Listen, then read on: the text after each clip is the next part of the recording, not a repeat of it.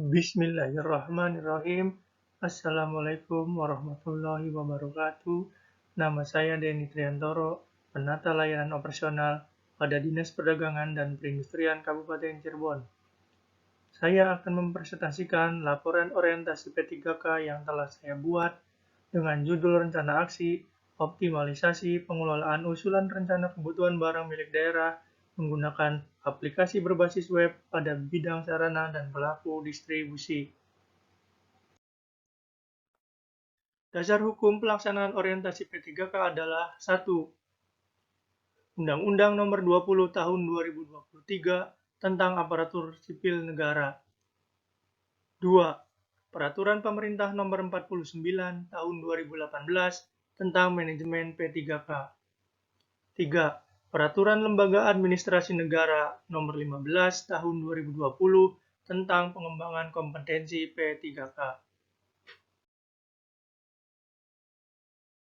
Tujuan pelaksanaan orientasi P3K adalah memberikan pemahaman yang komprehensif tentang peran dan tanggung jawab P3K di Kabupaten Cirebon, meningkatkan pengetahuan dan keterampilan P3K dalam menjalankan tugasnya, membangun komitmen dan motivasi P3K untuk memberikan pelayanan terbaik, menciptakan rasa kebersamaan dan kekompakan di antara P3K.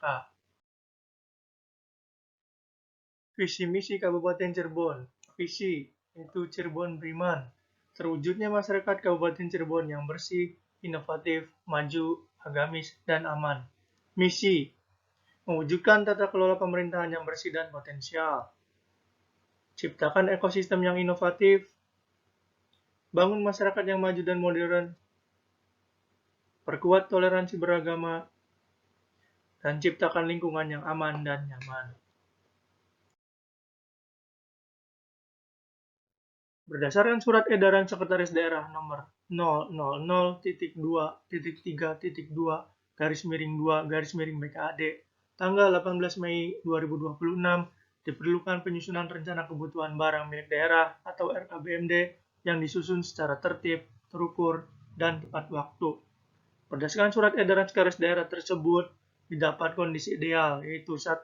Usulan RKBMD dari 9 pasar Pemda ke bidang sarana dan pelaku distribusi tepat waktu.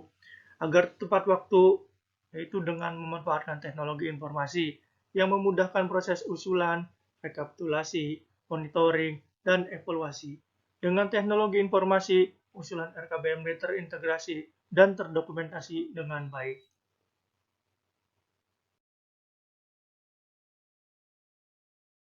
Hambatan. Usulan RKBMD dari 9 pasar Pemda ke bidang sarana dan pelaku distribusi masih manual, berpotensi menyebabkan keterlambatan.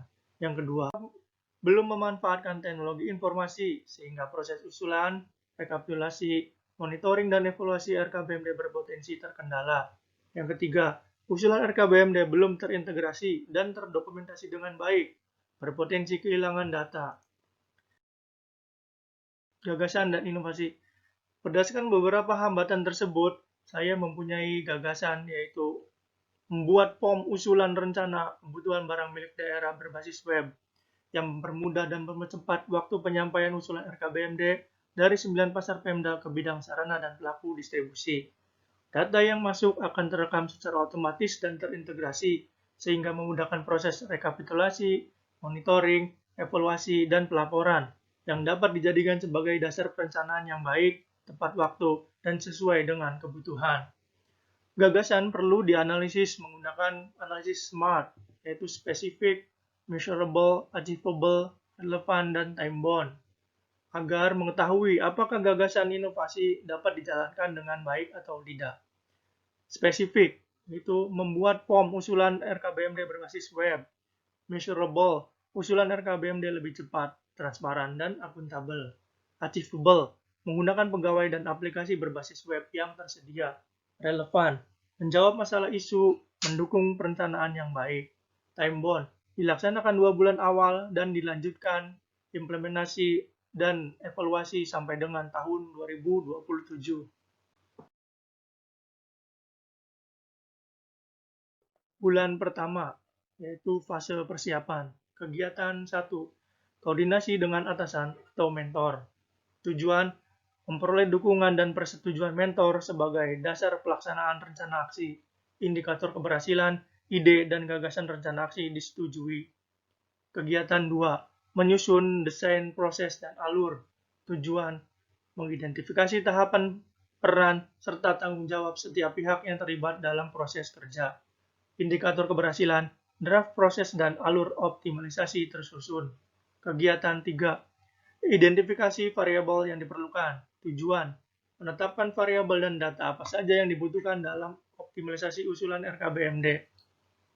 Indikator keberhasilan, format dan variabel optimalisasi usulan RKBMD tersedia. Bulan kedua, yaitu fase pembuatan formulir, sosialisasi, dan optimasi. Pembuatan form usulan RKBMD bertujuan agar proses pengumpulan dan pengolahan data usulan lebih cepat, akurat, dan terdokumentasi dengan baik. Indikator pencapaian, form usulan RKBMD berbasis web tersedia. Sosialisasi kepada pengguna bertujuan untuk meningkatkan pemahaman dan kemampuan pengguna dalam mengisi form usulan RKBMD berbasis web. Indikator pencapaian, materi, daftar hadir, dan dokumentasi tersedia. Uji coba dan optimasi bertujuan untuk memastikan form usulan RKBMD berbasis web berjalan tanpa kendala dan siap digunakan. Indikator pencapaian, tersusunnya laporan hasil uji coba dan optimasi. Bulan 2 sampai dengan tahun 2027, yaitu fase implementasi, monitoring evaluasi, dan penyusunan laporan usulan RKBMD. Fase implementasi bertujuan untuk menghimpun dan mendokumentasikan usulan kebutuhan barang milik daerah dari 9 pasar Pemda. Indikator pencapaian yaitu data usulan RKBMD dari 9 pasar Pemda terinput. Fase evaluasi. Data yang masuk akan terekam secara otomatis dan terintegrasi dengan spreadsheet, dapat direkapitulasi, mudah dimonitoring, dan dievaluasi. Indikator pencapaian, laporan evaluasi tersusun. Fase penyusunan laporan bertujuan menyediakan data dan informasi usulan RKBMD yang lengkap sebagai dasar penyusunan perencanaan pengadaan yang baik. Indikator pencapaian yaitu laporan RKBMD siap dilaporkan. Indikator keberhasilan. Dengan form usulan rencana kebutuhan barang milik daerah berbasis web pada bidang sarana dan pelaku distribusi didapat outcome atau hasil sebagai berikut. 1. Proses penyampaian usulan RKBMD dari 9 pasar Pemda ke bidang sarana dan pelaku distribusi menjadi lebih cepat dari yang biasanya 1 minggu sampai dengan 1 bulan menjadi 2 hari sampai 7 hari. Yang kedua, laporan usulan RKBMD dari 9 pasar Pemda ke bidang sarana dan pelaku distribusi tepat waktu, terintegrasi, dan terdokumentasi dengan baik, dan dapat dijadikan sebagai dasar penyusunan perencanaan.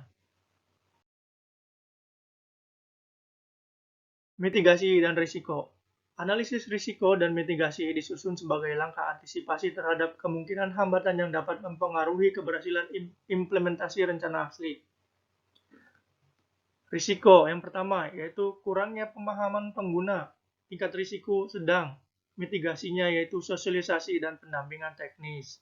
Risiko yang kedua, resistensi terhadap perubahan, tingkat risiko sedang, mitigasinya yaitu komunikasi dua arah, dan sosialisasi penggunaan form berbasis web akan mempermudah proses usulan. Risiko yang ketiga, gangguan jaringan dan internet, tingkat risiko sedang, mitigasinya fitur save otomatis. Risiko yang keempat, data tidak lengkap, tingkat risiko tinggi, mitigasinya penerapan wajib isi pada sistem. Jika ada data yang belum diisi, maka tidak bisa melanjutkan atau simpan. Risiko yang kelima, kesalahan input data, tingkat risiko sedang, mitigasinya yaitu verifikasi dan monitoring. Rekomendasi 1. Untuk menjamin keberlanjutan rencana aksi, diperlukan adanya dukungan dan komitmen pimpinan. Kedua, pembentukan tim dan penunjukan admin pengelola usulan RKBMD pada bidang sarana dan pelaku distribusi diperlukan sebagai langkah awal implementasi. Komitmen merupakan bakti nyata ASN P3K untuk mendukung visi Kabupaten Cirebon beriman, yaitu bersih, inovatif, maju, agamis, dan aman, serta penerapan nilai-nilai berakhlak. Penutup, pelaksanaan orientasi P3K Kabupaten Cirebon tahun 2026 memberikan fondasi pemahaman yang kokoh bagi seluruh peserta orientasi P3K. Melalui pengenalan nilai dasar berakhlak dapat meningkatkan profesionalisme, serta mendorong terciptanya inovasi di lingkungan kerja. Melalui kegiatan orientasi ini juga, peserta tidak hanya memahami tugas dan fungsi jabatan, tetapi juga mampu memberikan solusi terhadap permasalahan yang ditemukan pada unit kerja yang akan berdampak pada pelayanan kepada masyarakat yang optimal. Demikian presentasi atas laporan yang telah saya buat. Terima kasih. Wassalamualaikum warahmatullahi wabarakatuh.